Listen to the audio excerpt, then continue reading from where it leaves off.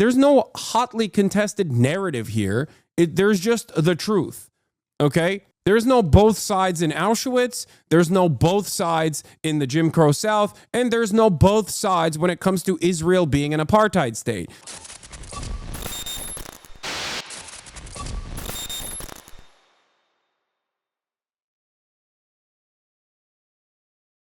Friend of the show, Hamdan Bilal, who only a couple of weeks ago was sitting right there, has won an Oscar for No Other Land. He was one of the co-authors and co-directors of No Other Land, a story documenting the day-to-day existence of Palestinians living in the West Bank under the illegal occupation of Israel. Hamdan Bilal was attacked by a group of rabid settlers in the West Bank. He was lynched by them.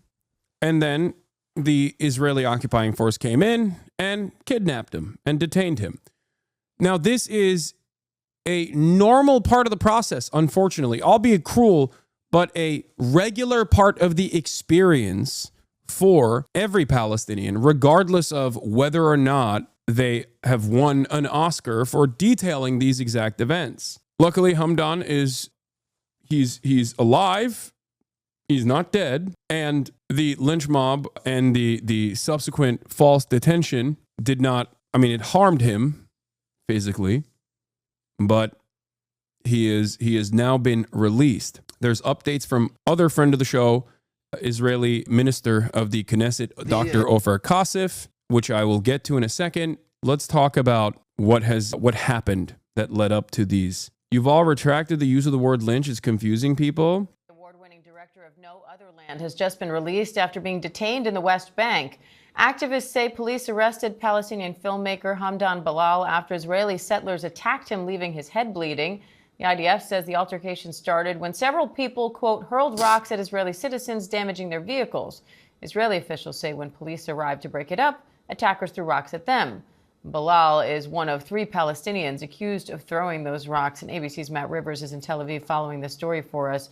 So, Matt, what's the latest now? Well, it does appear that he has been released out of police custody, and that's going to be to the great relief of his friends and family who have been extremely concerned. Say attack because Americans get confused by the word lynch. Okay. It is a lynch mob. They did not kill him. They attempted. And then the Israeli occupying force came in and they detained him. Since he was taken into custody yesterday. Yeah, and the interesting part about the story, of course, is that immediately the framing that you hear by Western news outlets is that the Palestinians themselves actually kind of deserved it. Okay? Why did they deserve it? Oh, they were throwing rocks. Immediately adopting the idiotic pro-Israel framing on the matter. Like, oh, they did something that deserved the right-wing, far-right Jewish KKK mob coming in and brutalizing this person and their families. And then the ultra-nationalist military force that illegally occupies the West Bank coming in and packing him up and falsely imprisoning him. Ridiculous. Giving any air to the Israeli side on this matter as though they have any side whatsoever is basically defending Israel once again. Evening over in the West Bank. We've been in touch with them ever since, and the big concern was they didn't know where he was being held, how he was being treated, and what he would eventually be charged with. We still don't know all the answers to those questions, but it does appear that he has been released. We've been in touch with his friends who say he is on his way home to go see his family. As is often the case with the West Bank, you have competing narratives about what happened here. You have the Israeli security forces version of events, which often say that it is Palestinians who start these things, that they are simply responding to Palestinian. Why would you even bring that up? Like, there's no reason to bring that up. Attacks, and then you have the other side, which is the Palestinians who live there.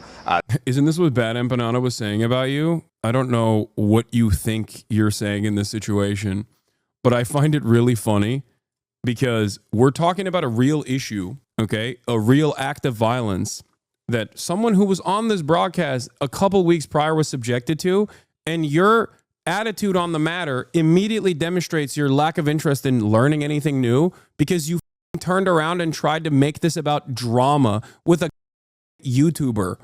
What the is wrong with you, dude? Some of you people are so pathetic.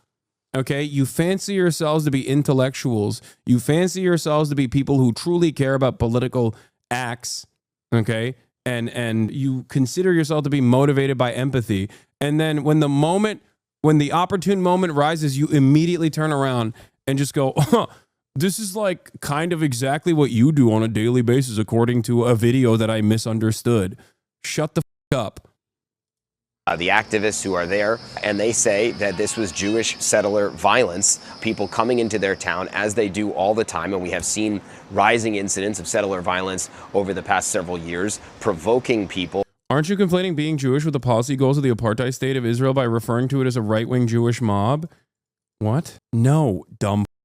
Saying people who are part of the Jewish Power Party, or saying people that are Jewish themselves, like Jewish settlers themselves, operating like the Klan, okay? Saying that right-wing rabid ultranationalist settlers are the Jewish KKK is not conflating the entirety of Israel with Judaism. That's just what their ethno-religious background is. Yes, I've been wanting to be called a dumb by Hasan for so long. Okay, have fun with that. There's never been a moment where I've maintained the position that like Israel is doing anything for Judaism. I always talk about the false conflation of Judaism and Israel and how damaging that is with regular frequency.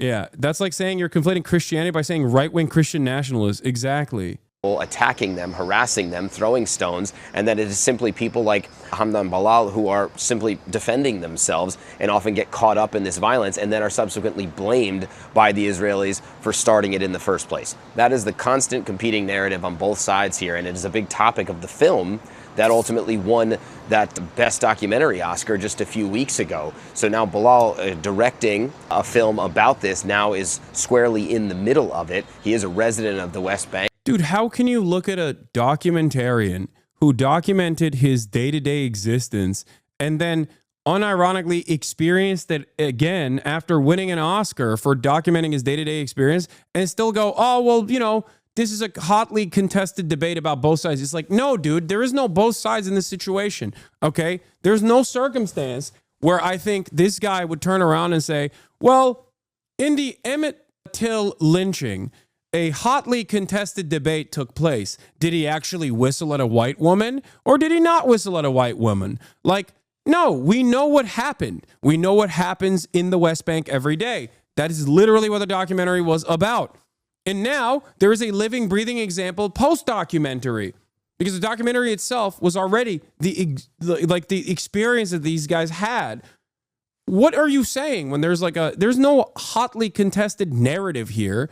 There's just the truth, okay? There's no both sides in Auschwitz. There's no both sides in the Jim Crow South. And there's no both sides when it comes to Israel being an apartheid state. The only people that maintain the position of both sides when talking about Israel being an apartheid state are those who want to cynically defend Israel by muddying the waters, by saying this is simply a narrative. There is no debate here.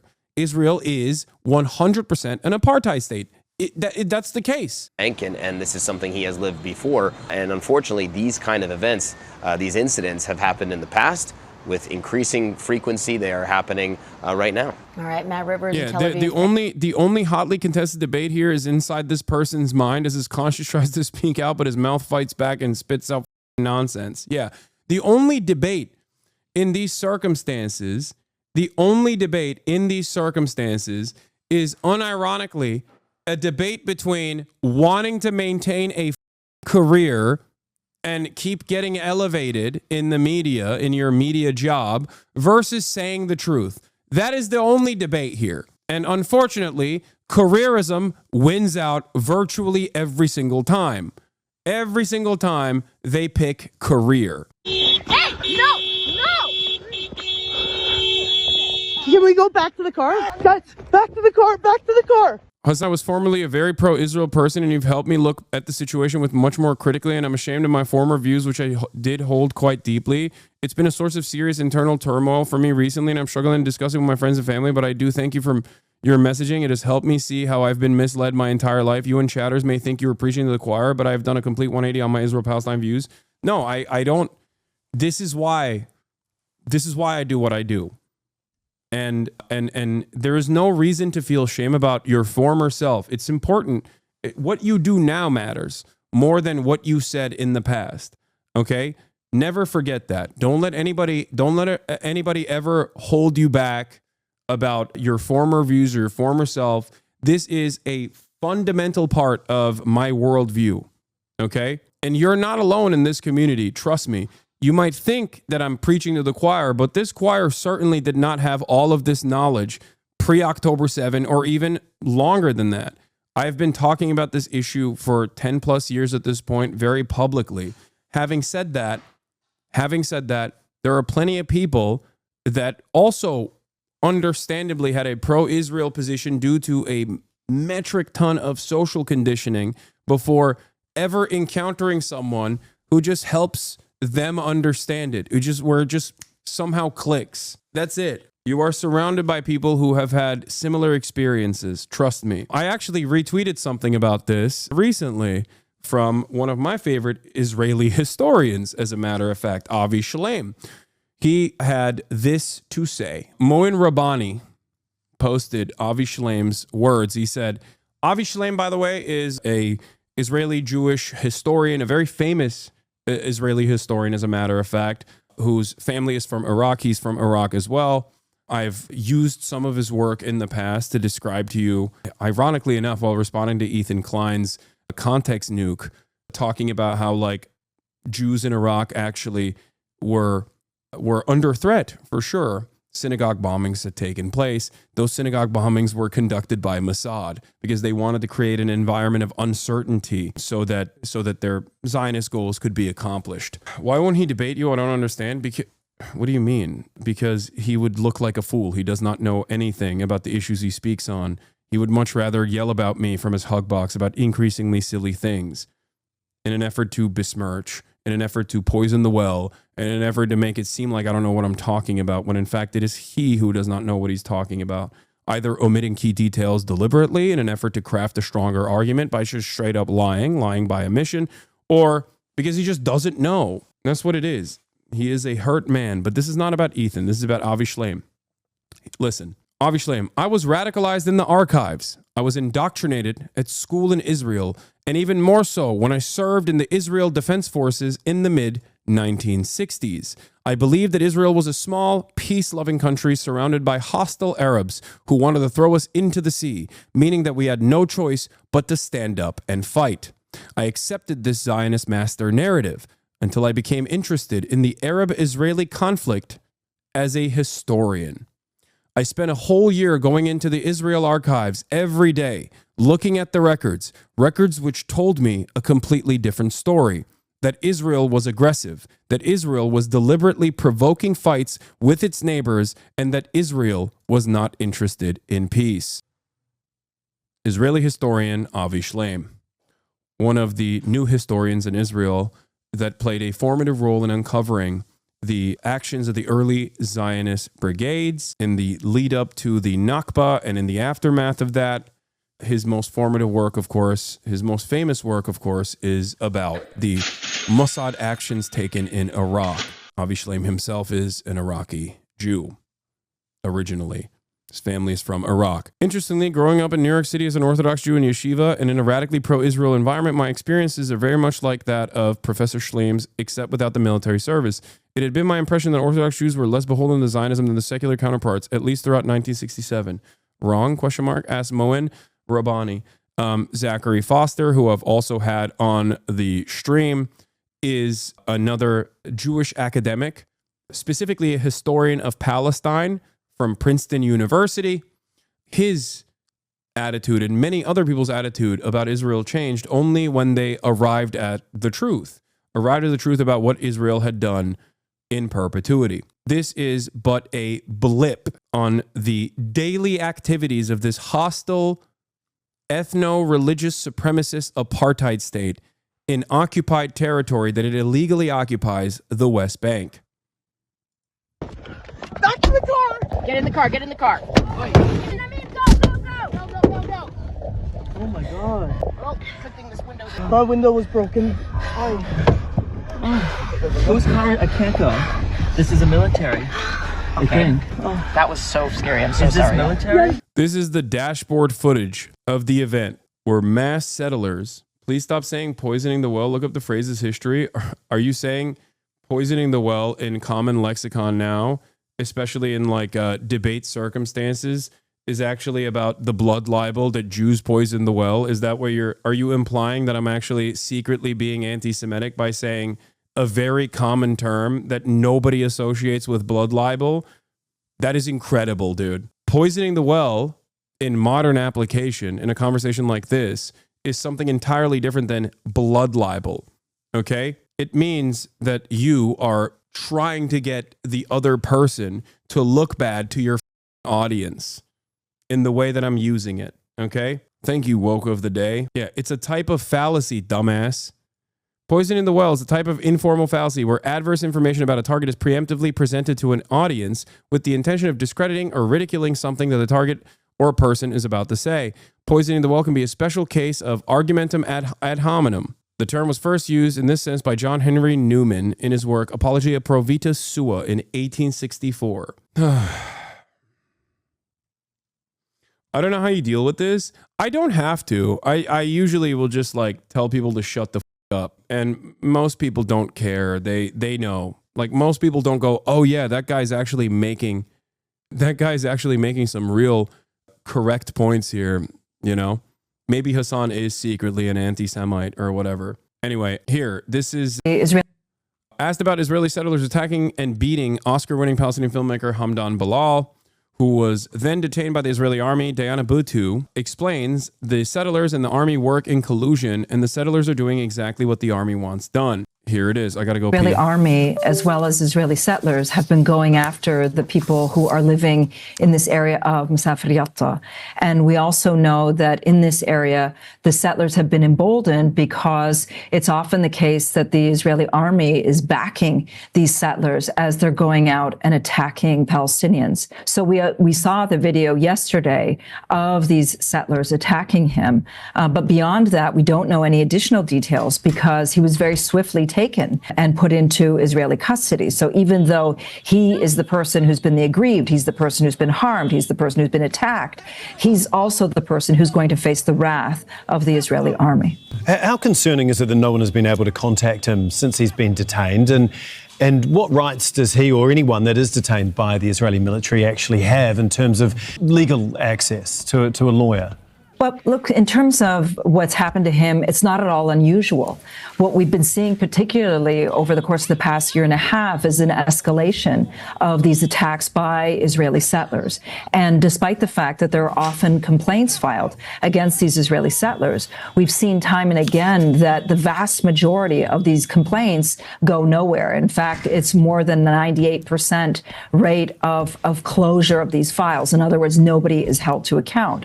And there's a reason for this, is that it's not just the settlers who are acting alone, it's the settlers in combination with the army. And so while the army will sometimes say that these are rogue settlers, at the end of the day, it's the settlers who are actually doing much of the work that the army wants to be done. In other words, they want Palestinians off of their land so that they can ethnically cleanse the place and build more and more settlements.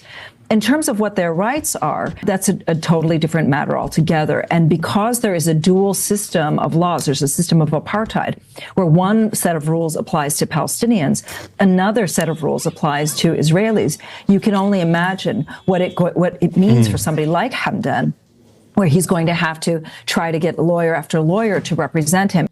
What's also interesting about this is that the Palestinians that are living under a belligerent occupation that is illegally occupying their lands, ironically enough, actually have a legal right to resist against Israel and Israeli settlers. So technically they are, like, even if they were to attack settlers in that regard, they would be well within their legal rights to do so under international law. Like, for example, there is the Jenin brigades, right? And Tulkarem, and in different parts of the West Bank where the Israeli government is actively bombing the West Bank and actively rolling tanks through the West Bank in an effort to squash any kind of resistance against the Israeli occupying force. This is a right to self-determination. They have that right. They have that moral responsibility and the right to fight back. Israel does not have a legal right to attack Palestinians in the West Bank. Israel's occupation of the West Bank is completely illegal. Its settlements are completely illegal. Do you understand? This is important to understand. This is important to recognize. So it's like doubly messed up that these guys will try to be like, oh, they threw rocks in our direction. You have no right to be there. I want to talk about Ofer Kasif, who went to the West Bank and interviewed Basel and Hamdan after he was released. Hello everybody, my name is Ofer Kasif. I'm a member of the Knesset with the JAB, Democratic Front for Peace and Equality. I came here not only on my name but to represent the Communist Party and Hadash, Jabha, to express our solidarity with the people, especially with Hamdan, and to wish you all the best. We are firmly with the people with all Palestinian people who've been going through hell, especially in the last 18 months. Genocide in Gaza and ethnic cleansing in the West Bank. And what we saw here is only one example out of hundreds, if not thousands. And I call, like my Did he say communist? Yes. This is the Communist Party in Israel. friend said, I also would like to appeal to the whole international community. Don't leave the Palestinian people behind. Don't leave the people of Mesafar Yatta behind. They need your support. We all need peace and justice. And the settlers, the settlements, under the auspices of the occupation forces and the encouragement and support of the fascist government, they are responsible for the whole bloodshed. Do whatever possible to stop it. We want to live together as brothers and sisters, Palestinians and Israelis, Arabs and Jews. We are not enemies. We are not enemies. The real conflict is between those who do evil and those who seek justice, not between Arabs and Jews. Don't forget that. Be on our side, the side that seek justice. Isn't this guy like a pawn of the Israeli government? That's such a funny way to talk about a member of the Knesset. Yes, Dr. Ofer Kasif is a member of the Israeli Knesset, okay? He is one of the few people in Israel that is an open anti-Zionist. I've had him on this broadcast before. As a matter of fact, directly after October 7, I had him on this broadcast. One of the things that we talked about was how disappointed he was in Bernie Sanders, who he had reached out to numerous times leading up to October 7, specifically on the issue of the West Bank pogroms that were taking place, and how Bernie Sanders did not respond to him. So he is a real, straight up anti-Zionist, one of the rare few. And Basil, they got like the Oscar, and the main aim for that just to explain about the situation and what's going on in Mesafar Yatta and Susia and Tuan and everywhere. So you hear like the story of that. It's happening for everyone, but to target someone like Hamdan and Basil and other activists, it means like there is like a very strong message. They don't want like our Palestinian message to go all over the world, and it's like the time for everyone who believe in the human rights, who believe in peace and dignity, to listen to us. We are facing a very organized militant militia that took the law in their hand. Settlers, moving around with the military uniform. It means we are under military control. It means we have to obey their rules. It means we are victims of all these militia that's supported by this fascist government, the government of Ben-Gvir and Smotrich. So it means we are here, we will stay on our own land in spite of all these crimes, okay? But we need your support. It's so needed, at least like to say your word. It's the time to end this, Israeli occupation.